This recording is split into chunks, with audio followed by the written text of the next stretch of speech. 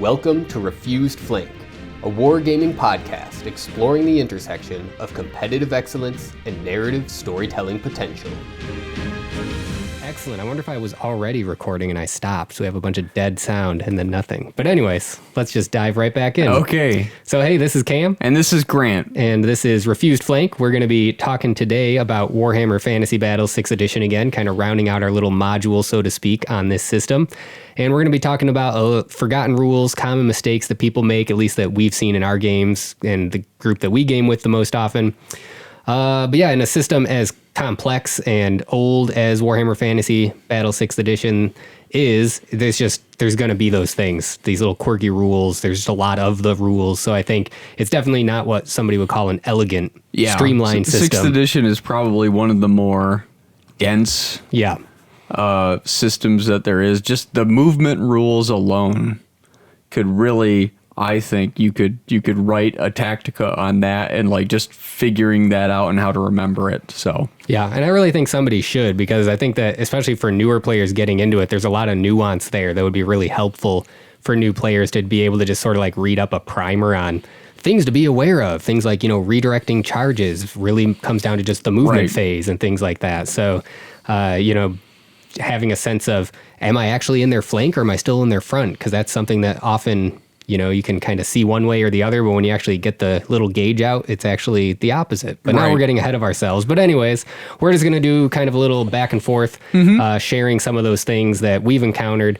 And maybe next time you're about to play, you can listen through this episode just to get a quick refresher. And maybe some of these are commonly forgotten or mistakes you make as well. But go ahead and give us your first one, Grant. So the first one for me, and I'm just gonna cherry pick an easy one, and I think I brought it up before, but it's lapping round.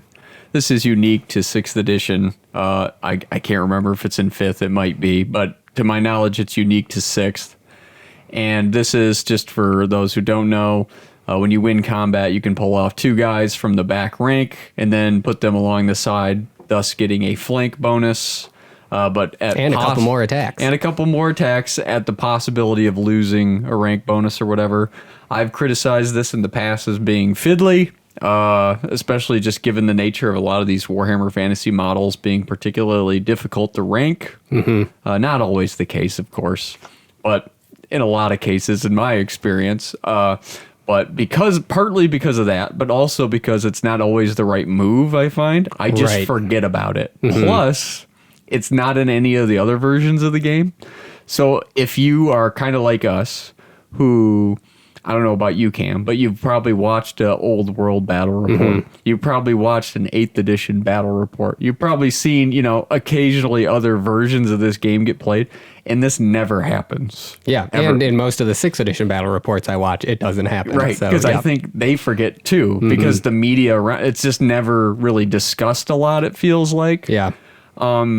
And that might be why they got rid of it too, because it's never like super obvious and the fiddliness too. But I always seem to forget this, even when it's to my benefit. Like, I definitely want to do that now. Totally makes sense. No, just forget that it's there. Yeah, I think I've gotten better at remembering it, because I think especially for things like Dwarfs and Empire, where you're relying on those blocks of troops to do things over periods of combat, multiple rounds, it is really helpful. So I think it being more helpful makes me more likely to remember, but I also still forget a lot. And sometimes, we're pretty chill about how we play. So sometimes we're like, I could have lapped round last turn. Do you mind if I throw my guys up there? And if nothing would have changed in the game state, otherwise we'll let each other do that kind of thing. 2 more attacks or whatever, go for it. Yeah. But I think the biggest nice thing about that is getting that +1 flank charge bonus. Obviously, you're not getting the break ranks or anything like that, but just getting an extra combat resolution, as long as you're not losing your rank bonus, can be big and could tip the balance. So,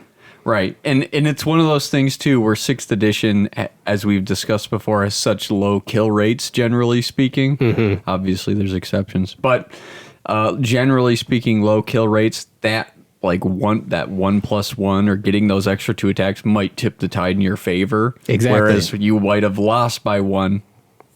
Hey, now you're winning by 1, etc. So, and that's what I like about it, is it does work well with the rest of the system, like you're saying, with the relatively low kill count and things. And so having any little thing you can turn up a little bit to get you that advantage is worth doing. So that's one. Definitely try to remember to lap round if it makes sense in your situation. My first one is the distance you can see into and out of woods. We looked this up. It feels like every single game. I don't know why we can't remember. I play this game. I think it's even different in 4th Ed 40K, which was like the same era as 6th Ed Fantasy Battles, and it's different. So that also throws us off. Part of that is because we play so many games, Cam, I think, and every single system handles this differently. That's a good point. So it's just like, even though, I don't know, how many games of 6 you think we played? Probably, I mean, at this point, probably 30 or 40, or maybe we're getting close to 50. I'm not sure, but like a lot of games, and I still can't remember this. Like, we could play right now, and I feel like I forgot. Is it 2 inches? It's 2 inches, yes. Okay. So I did look it up so I could make a note of it on this podcast, but it is 2 inches you can see into and out of the woods.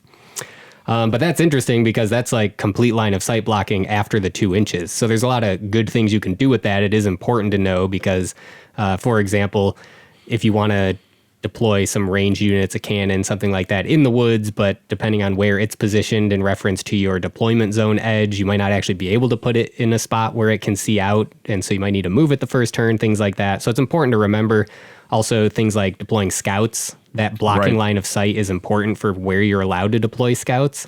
And so knowing that there's the 2 inches, that's helpful for denying scouts as well. If you can make sure, A, that you are in the woods so that there's less space for them, but also maybe that you can see on the other side of the woods so that you're not totally blind spot there or something. But yeah, there's a lot of useful things that go on with that. Maybe even making sure all your range units are within that 2 inch, so when they're shooting out, you're not losing a couple extra shots or something. Happens all the time. So yeah, that's definitely one of my big ones. Woods have 2 inch visibility into and out. What do you got next? Okay, going from there, you guys will probably sense a theme with me. It's these random distances. Part of this is because it feels like, to me anyway, they picked him out of the hat. There's no consistency. I don't know, but maybe, I'm sure it was very intentional, but I can't remember distances for like when certain panic checks occur. Yeah, because there's different ones for different. Terror, I know, is like 6 inches. It's a 6 inch bubble. I hope I'm not wrong when I say that, but I'm pretty sure terror is like a 6 inch bubble. But then, like, if you break from combat or whatever, that causes panic in people nearby. Is that 5? I think 4. I think. Yeah. Like, I think they're all either 4 or 6 typically. Okay. But that's still, seems unnecessarily complicated. Why weren't they just all 4 or all 6? It'd be so much easier to remember. Indeed. It's just, for my brain, which is weird because I'm usually pretty good with stats, but I don't know, my brain just loses these distance values to where I'm like, oh yeah, do we? And then usually what ends up happening is we just have people roll anyway. And then if they would have failed, we're like, okay, now we got to get the rule book out. Yeah, exactly. But I think we'll probably talk about that at the end, but that's a good way to approach when you forget a rule. Try to stop and pause and think, does it actually matter right now? Or is there a way we could like roll a die and find out if we need to bother looking it up, etc.? But that's a good way to keep the game moving rather than always looking it up. But it is good to look it up at the end just to try to keep yourself getting better at the rules. Do you have more to say about that? No, that just that it comes up every game again, and yet I still can't seem to remember it. Yeah, I had that as one of mine too. I have like this whole section about panic, so I'm just going to kind of read through this again. I've always wished that there was a YouTube video or a podcast episode I could listen to like this that would just like quickly run through some of those commonly forgotten rules before I play a game. So I'll just run through them here. Units don't have to take a panic test if they outnumber fleeing units within 4 inches at the start of the turn, based on the total unit strength of fleeing units. But that's something we've gotten wrong before. Which is, I think we've gotten that wrong before, where it's just like, oh, there is a fleeing unit near you, so you have to take a panic test, but that's just not always the case. So I think that opens up some interesting new tactics and strategies in terms of fleeing from charges with ranged units that are typically smaller units or skirmisher units and things like that. Yeah. I used to be really scared of doing that because I was like, well, then all my Empire troops are just going to panic the next turn. Because do you cause panic when unit. you flee as a reaction? No, but then at the start of the next turn, if you're within 4 inches of a friendly unit, you cause panic because you're like, oh, they're running. What are we going to do? Yeah. Oh my God. Unless you outnumber the unit that's fleeing or the total unit strength of all fleeing units within 4 inches. Right. So again, kind of complicated, but that's helpful. The same thing goes for units destroyed by chargers while fleeing within 4 inches. So usually if a unit fleeing got charged and run down while they were fleeing, that would also instigate panic. But again, if you outnumber them, then you're okay. But that's not the same thing for units breaking from combat or destroyed in close combat. So that's 6 inches, not 4 inches. So that's important to remember. And the outnumbering thing just goes away there. And then same thing for ranged unit or what units getting wiped out by ranged attacks or magic attacks. That's within 4 inches again, but the outnumbering thing doesn't matter. So if a unit of 5 skirmishers gets blown up by a fireball, you're still panicking from that, as long as they're within 4 inches. But then the one caveat is that single models that have less than 5 wounds on their profile don't cause panic when they're destroyed, but they do when they break from combat. So there's just so many of these stipulations that, like, I don't even know if the game would really change if you don't do them. You just heard all that, and I don't know if I'm going to be able to remember that if we played a game right now. Absolutely not. Another thing that I think is useful is you only panic when you're charged in the flank and the rear if the unit's unit strength 5+, so that's helpful to remember.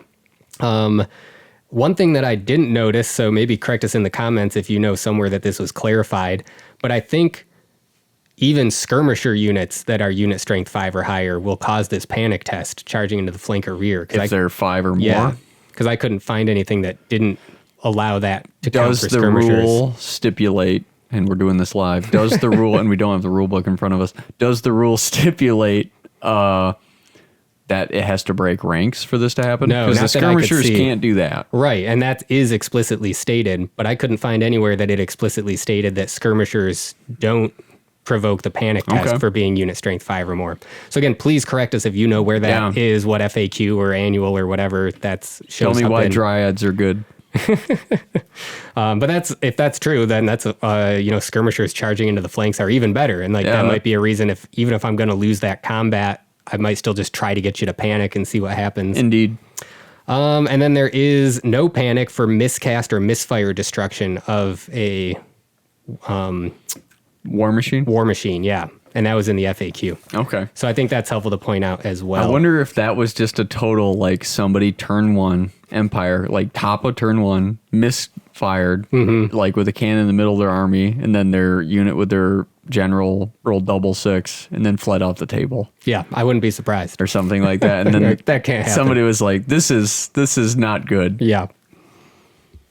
But yeah, so I'll just bounce back to you then, because I kind of talked for a bit there, but I just wanted to fill out that panic section because I also forget those panic distances and those nuances quite a bit. Okay, I'm going to kind of summarize 2 of my points just for the sake of brevity because they're kind of within the same realm, but I'm going to say certain special rules. Specifically, the ones I put down here were fear checks when I charge. Yep. Or they charge, frankly. Fear checks on the charge. And then also like stupidity. So like these special rules that trigger at like a certain point very specifically. Stupidity, it's like at the beginning of the turn or whatever. And then fear, it's like when you are charged or when you initiate a charge. A fear check needs to happen, right? And I feel like I forget that all the time. The part of fear I always remember is the auto break. Yes. Because that's like the really consequential one. And I played vampires. That one hurts a lot. So it's like, oh yeah, you just happen to win with skeletons, and you're like, oh wait, yeah, by the way, you flee, and it's like, oh yeah, great, but then you're like, oh, they didn't even test for, they could have been hitting on 6s this whole time or whatever, or they would have not even charged me if they failed the check because I outnumber them. So those rules specifically are things when you do forget them, they often can have really big impacts, so I try not to, but maybe a little less so for the fear checks, but like you forget a stupidity check. That's like one of those things where like if we have that happen, I think sometimes we'll be like, okay, just take it now and see, and then we can kind of back up if we can. Yeah, or we can just then all sleep easy that night knowing, oh, you would have passed it anyway. You would have passed anyway. Yeah. Fortunately, most of the time that's been pretty easy now. Thank goodness nobody plays orcs yet because somebody's going to have trolls or whatever, or animosity. And then they're like, oh yeah, I forgot stupidity on my trolls. And we're like, that would have really mattered because you were on like a 5 or whatever. I don't know, but yeah, it's definitely different on trolls than on cold-blooded cold ones. Yeah. Solar warriors next to a slan. Yeah, exactly. I'll just tack on hatred to that too. I think that's another one that we've seen people forget a lot because it only happens in the first round of combat. And so, yeah, and it's a helpful bonus, but if you forget about it, then that was it. Right. Like, it's not going to happen next turn. And similarly, the idea that frenzy you lose frenzy if you lose a round of combat. And I think that's something we can forget sometimes as well, just because it just seems like, oh, that's just built into the unit that they're frenzied. But like, oh, no, actually, a lot of those things stop happening once you lose that round of combat. Exactly. And that's like the one thing, that's the defense or whatever. Maybe not the defense, but that's like what you're holding out hope for is like, oh, we held that round. Oh, they're not frenzied anymore because we like beat them by 1 or whatever. And you did it by lapping round. And now you're going to just chop them to bits because they're not frenzied anymore. But yeah, no. So for me, just kind of a lot of those little special rules. Some of them I seem to remember just fine. Other ones, I don't know why. I'm like a 75% success ratio. Yeah. But I think I'm getting better. So I think trying so to be too. more intentional. Yeah. And I think just the more you know your own army or you know your opponent's army, which just takes time to play it, you'll start to remember those things. My next one is recently appropriate because we didn't realize we could do this in the game we just played in our last episode, what we talked about. But you can try to dispel remains in play spells using your power dice during your own magic phase. Which would have mattered for the comet. Yes, absolutely. Maybe not the first one. Not the first one because that came immediately, but the second one I would have had one chance to dispel that. So I think obviously there's some opportunity cost there because you're not casting your own spells since you're using your power dice to do it. But if it's going to prevent some really powerful thing from happening, like the comet, then it may be a worthwhile thing to do.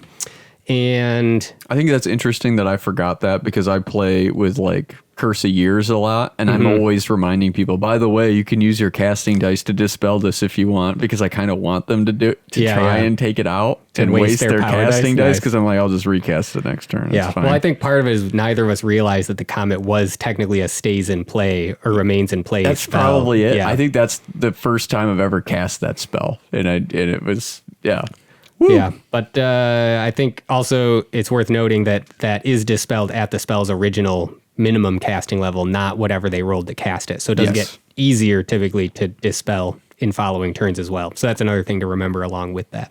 And that just makes it easier too, so you don't have to remember, oh, I cast it on a 14. Yes. Yeah, I'm never going to remember that. Not at all. No, it's a 10. Okay, good. All right, what do you got?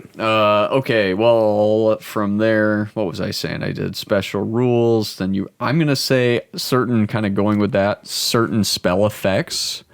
The one that came to mind for me was Second Sign of Amul. That's the Lizardman player. I always forget the rerolls. Not always. A lot of times. If I don't use them very aggressively. Yeah, same. It's usually, again, at minimum, like 30 seconds to a minute after a roll happened, and I'm starting the next day. I'm like, oh, wait, I could have. And I think that happened in our last game where I had totally failed it. I think I miscast, actually. And I was just like, oh, and I was about to roll on the miscast table. And then you're suddenly like, oh, remembered, wait a second. Sign. Yeah.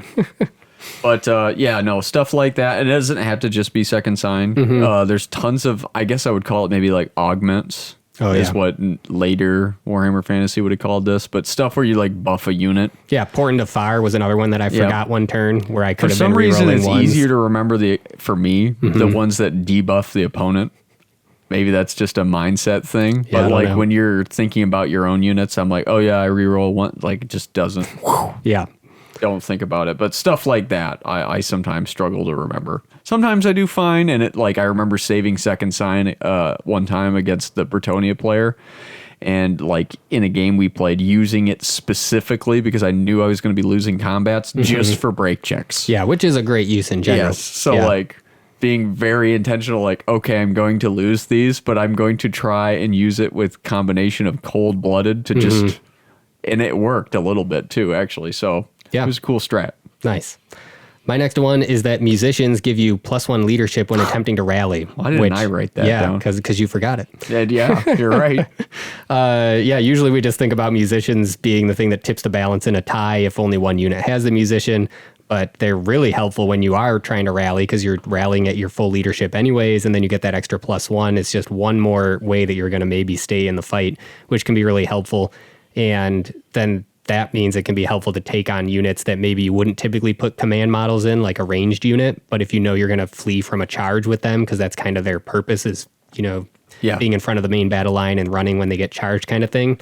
That could be really helpful. So it's not like I'm going to put a banner or a champion in my Empire handgunners, but giving them that musician means that once they flee from the charge, if they don't get run down, they're more likely now to rally and come back and do something later. So yeah, I think that's a powerful tool that I often forget, and I've definitely failed fleeing tests. Yeah, because of that. I probably have as well. It's one of those things where it's just like, I probably haven't failed it as often as I think I have, because you made me think of it. A lot of the units that end up fleeing are like sometimes these small units. Like I think of like, what are they? Not outriders, handgunners, pistoliers. Pistoliers, yeah. Like pistoliers, you can't give them a musician. And like for them, I'm like, fair enough. But I remember being like, every time I test for them, I'm always like, oh, it's on like a 7. And I'm like never happy about it. And I'm like, man, I just need to remember their musician. Oh, wait, they don't have a musician. Yeah. So I'm actually doing it right. But for those big units, when those break, oftentimes they're still above, 25%. So they can still rally. And I just, totally forget. So. Yeah, and then I think I would tack onto that one just the idea of fleeing as a charge reaction. When I first started out, I would always forget that was a viable and sometimes powerful option, because it just seems like, why would I run away? Like, I'm just going to keep fleeing off the board. But you especially have shown me how powerful that can be. And like, I'll set up a charge and then you'll just run away and I'll be like, well, now I don't know. Like, I'm just going to stumble forward and get charged by you next turn. Oh, no. And it's like a really tactically powerful tool in certain situations. I've seen it backfire. Absolutely. There was a game against ogres once where some ogre Iron Guts fled from a charge. It was probably not a terrible idea, but he failed to rally the next turn. Yeah. So very unlucky, but it was just like, it can happen though. A back-breaking fail to rally, and I was like, oh man. Yeah, so part of it comes down to what unit is it that you're fleeing with. Part of it comes down to making sure you're far enough away from the charger that you have a decent chance of getting away on the flee roll. That happened in our game in the last episode, where your skink skirmishers were really close, within like 2 or 3 inches of my spearmen. They just got ran over. So then they were able to run you down with their just normal charge range. So there's definitely a lot of risk involved, but I think that's maybe not forgotten as much as it's just a risk-averse thing that new players, or at least me as a new player, really didn't want to try to do. But I think it's something that's worth remembering and trying out a little bit. I agree. From there, honestly, those were a lot of my big ones. Okay. Did you have anything else you wanted to keep going with? Keep going. I can you just spitball at me. Maybe you'll trigger all the things I forgot to write down. Yeah. This is kind of a weird one, but fast cavalry can reform freely, but individual models in the unit can't move further than their normal movement value, or double if they're marching. And I think that the only time that would come up is if you're doing some like really crazy reforms, where you're like going into from a long horizontal line to a long column kind of thing to get through a narrow gap and then reforming again. And it's possible that the guy on the end might have ended up going too far kind of a thing. Because I think like the quick play way to do fast cavalry is just sort of like measure the waypoints of where you want to get the unit. Point to and if point, that's the 16 inches or whatever, then it's like, oh yeah, they can do it and reform along the way. But actually, if you're going that maximum amount, they might not have been able to make it. And since fast cavalry is just really powerful and maneuverable, I think it's helpful to keep in mind that there is that slight limitation to that. So they're not just like completely maneuverable in every single possible way. But that's another one of those really fiddly things that's kind of annoying, to be the guy that's like, well, actually, I think you would have gone an extra 2 inches if you did that. And everyone's like, okay. Right. Well. It's one of those things where maybe, hopefully, before a game happens, it just be like set up, hey, when you're moving that, we're going to try to just remember this or whatever. Say it before it happens. Yeah. Get that's ahead a good of way to do it. Yeah. And a lot of these, I think it's just helpful to apply to yourself first. Sure. And not just be the rules lawyer applying it to everybody else. Walk the walk. This one I don't think we forget as much anymore, but at least for me early on, skirmishers not breaking ranks regardless of their unit strength was something that I would often forget. And so I think I just forget what certain things unit strengths are. Yeah. So that's another problem for me. Yeah. I've gotten better at that, though. They even clarified that, I think, in one of the annuals, because it was confusing and people weren't sure about certain multi-wound models and things. Yeah. This is maybe more of like a tactical forgetting thing or for people first getting into it. And we talked a little bit about this in our review of 6th edition, generally in an earlier episode. But monsters, giants, small elite units are not these ultimate killing machines in this edition. And so an unsupported frontal charge against a big block of troops by, say, a slave giant or something isn't going to just annihilate them. You're probably going to lose by static combat res and then just get wiped out. And yeah, we've seen that happen.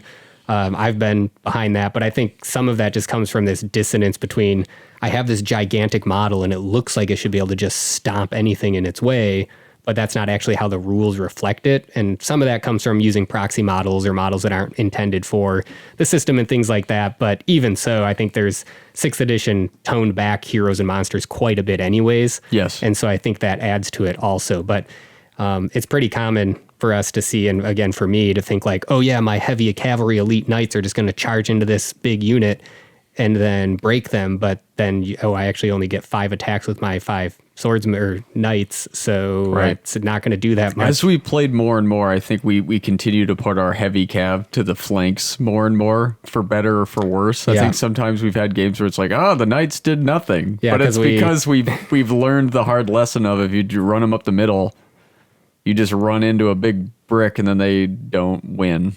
Yeah. So, So I would just say the thing to remember is lean on mixed unit tactics and don't ever think that one mega unit's going to be able to take on everything in its path, especially if it's a monster or that kind of a thing. And it's probably good to, again, like you were saying, talk that through any new players when they're first starting. Just to set expectations. Yeah, you get somebody who comes in and they're, I don't know, I'm just pulling this out. They play Tomb Kings and they got the Bone Giant. They're like, I'm just going to run this directly at that 60 or 24 strength swordsman block and I'm just going to wallop them. You probably won't. Yeah, you might kill more than they kill, but they have 3 combat resolution bonus. They have a banner. They outnumber they you. Have the Griffin banner? Yeah. What? Oh, I just crumbled for 5 wounds and my guy's dead. Oh, no. Yeah. So yeah, that's one of mine. I also personally seem to forget how to calculate my casting and dispel dice. But I'm going to chalk that up to having played dwarfs in our last campaign. Okay. And so it's just not fresh in my mind as much. But it seems like every time we've played lately, I've gotten that wrong or backwards and I'm taking too many dispel dice or not enough casting dice or something like that.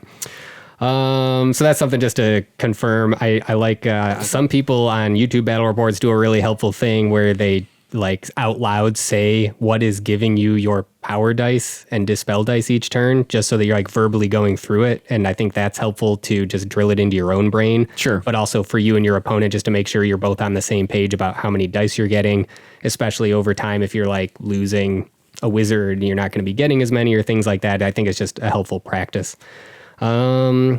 Also, battle standards don't let you reroll psychology tests. They're only break tests. That's a thing that I'm always like, I could reroll that. Oh, nope, actually, I can't reroll that. They changed it later. So, again, it can get confusing. If you're consuming Warhammer media or content or whatever the word is, you're going to get, you watch an 8th edition battle report. They're re-rolling all those things. I don't even know. Do they re-roll everything in Old World? I think they do too. I think so, but honestly, I can't remember now. Fair enough. Sorry, Old World, but they've changed it back and forth. So it's just one of those things where it's like, you watch a battle report and you see it that way, and then you come back and we play 6, and it's like, oh no. Yep. Yeah.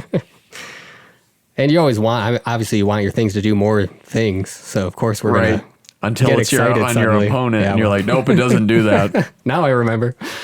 And then similarly, banners and battle standards don't stack their combat res bonus, which is something that we even kind of like sort of forgot when we were building our list, because we both put normal banners in our units that we were going to put our battle standard bears in. And so that's... I think that's how we build lists, because I think I'm like, the unit needs full command, and then I build the character who's the BSB, and even though I know in my brain I'm putting that BSB character with the unit, he's like a separate entry. Right. And so I don't think about it until suddenly I'm putting him in the unit. I put him in, I'm like, wait, there's 2 banners? Yeah, exactly.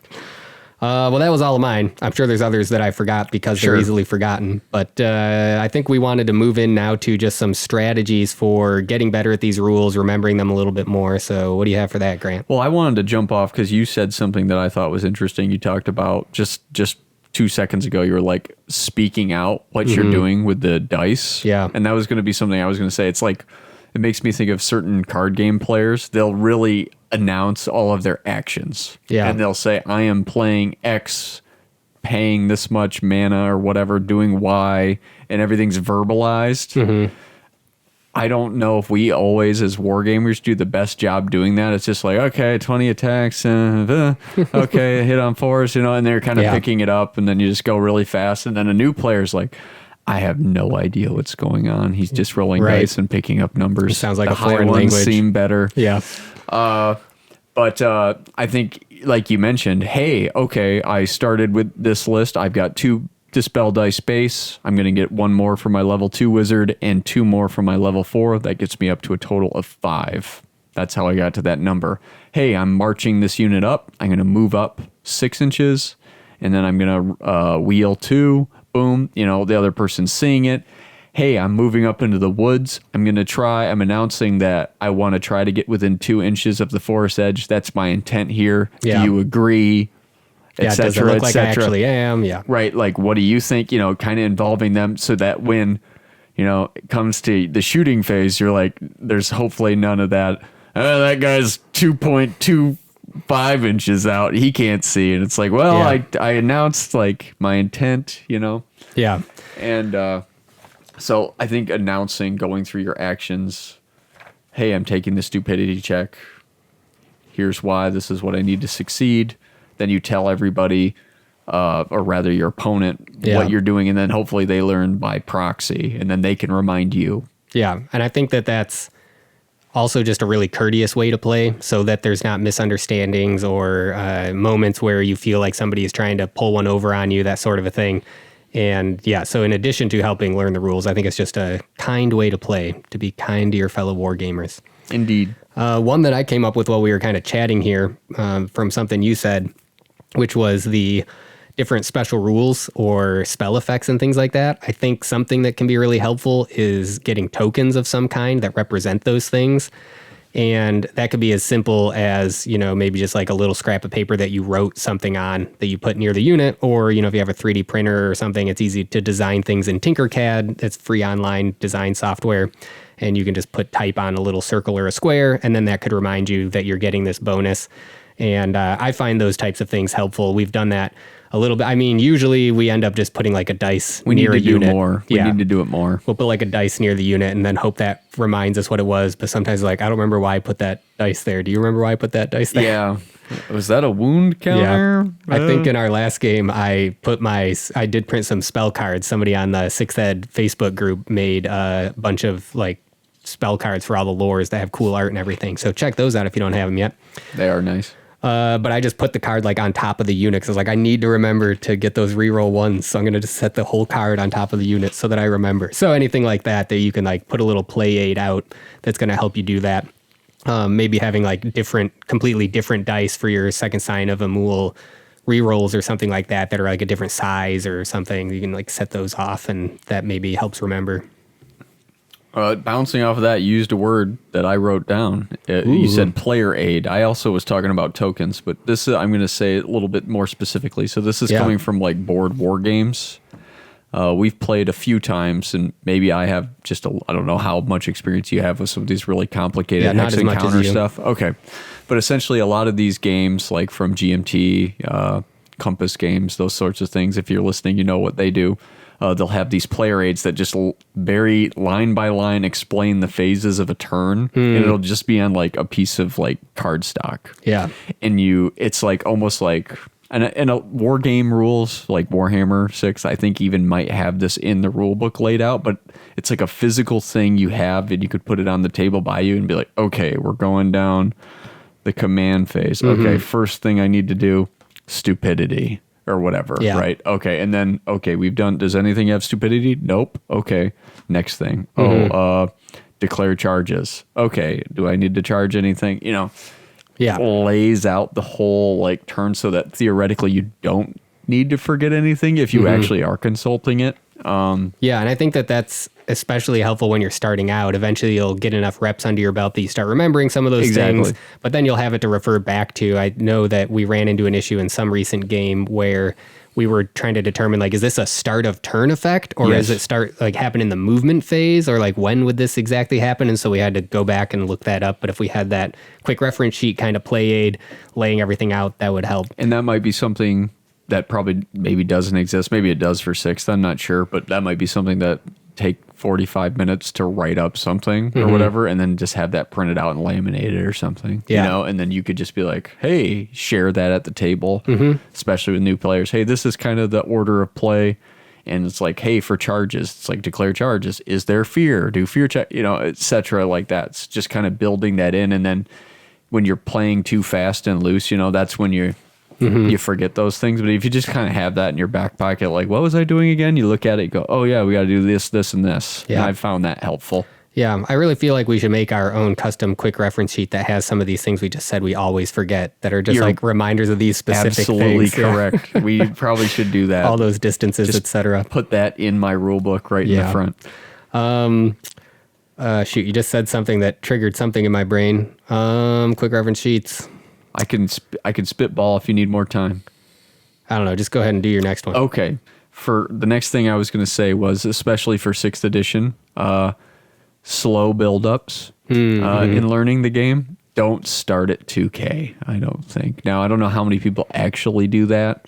Maybe they are out there. I don't know. Or with teaching, maybe they start people. They're teaching new players, and they're like, we'll play 2,000 points. I think that's a lot. It's a lot to remember. It's like so many different things to keep track of. Yeah. I think if you want to get like a group and like grow a group, build players that are invested, I think you have to start like maybe even at skirmish. Maybe you don't have to necessarily do that, but isn't there rules for like sub 500 point games? What's it called? Yeah, they called it I can't remember. Warbands. Warbands, yes. Thank you. So there's rules for like extra small units, even less than what the army books recommend. And I think that's how we started. I remember having like Saurus cavalry unit of like 3 guys or something, because I just hadn't painted that much yet.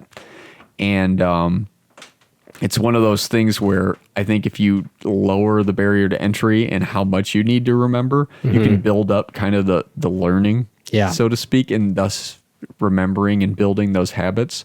I think we did that pretty well, and obviously we still forget stuff all the time. But I wonder if part of that was, though, is because when we were starting out, we didn't really put a lot of emphasis on things like panic distances and how far can you see outside of a woods, etc. But if we had, I wonder if we were like, oh yeah, maybe that would have been drilled into us more automatically. So if you're more intentional about that when you are learning. Now, is that more fun necessarily? I don't know. Obviously, fun's what's important, but I think starting small helps learn the game, helps you remember these rules. So you don't have the overhead of hatred, stupidity, frenzy. Right. Whatever. You maybe only have 1 or 2 of those. Yeah. Right. So the thing I was about to say, which I think even ties into that a little bit, is you can make a army-specific reference sheet for yourself of like, with this army, these are the specific things I need to remember in these specific phases, sort of a thing.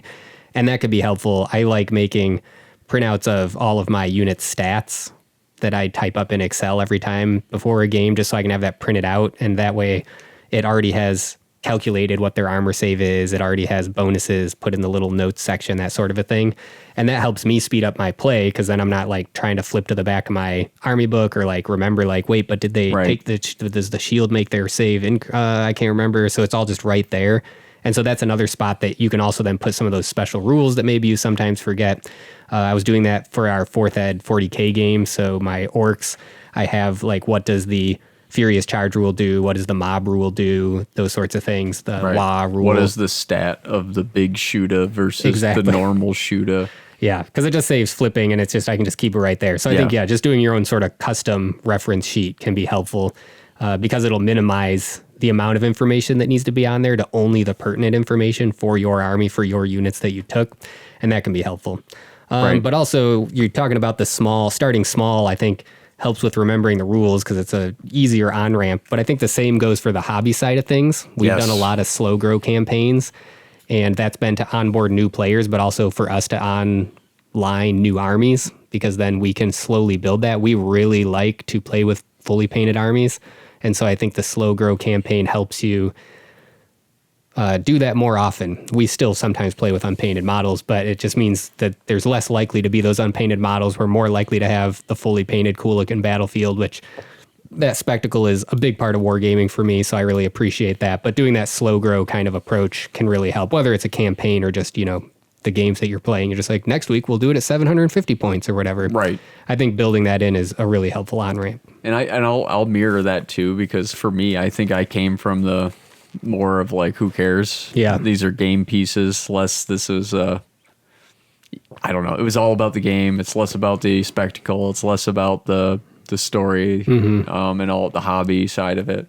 So, but I've done a complete 180. Now I've like, don't even let myself use models that aren't painted, because for me, it's like, again, anybody else using gray, totally fine. But for me specifically, I'm like, I want it to be painted. I want my army to fit in now. And it bothers me when it's not. Yeah. And also, it helps motivate me to actually do the things that I want to do. So I kind of use that as a kick in the butt. Yeah.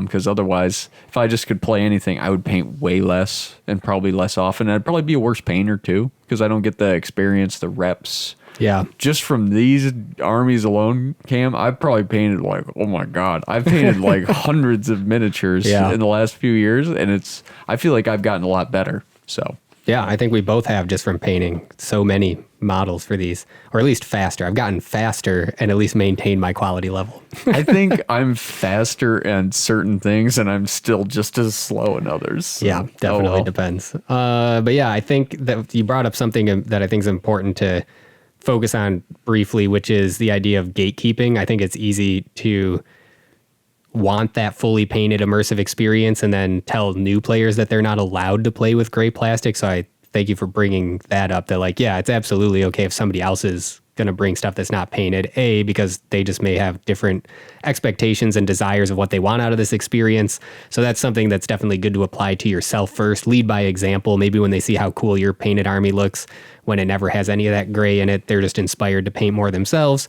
But also it's just unnecessary gatekeeping to tell people that they're just not allowed to play with those unpainted models. Because not everybody's got the same time or motivation or, gains the same joy. Maybe they will eventually. Who knows? Don't gatekeep them from enjoying it, but don't force them to either. Absolutely. And everybody likes to play the game. So yeah. But that's pretty much where I wrapped up. Did you have any final thoughts on just kind of remembering some of these hard to do rules? I think we do need to make that quick. Yeah, if we do, we'll link to it for you in the comments. But I don't think I have much else to say about that. I think if there's anything that you guys regularly forget, throw it in the comments. If we got something wrong about what we said, we usually forget. Please correct us. Because it will help us remember. Right. Yeah, absolutely. And if you have any other tips or ideas for how people can remember things more easily or learn systems better, whether for this game or other games, we'd love to hear those as well. If you have access to some really snazzy quick reference sheet for this or other games, link to it. Let us know where we can find those also, because that would also be helpful to us as well. So thanks for listening. Signing off. Adios.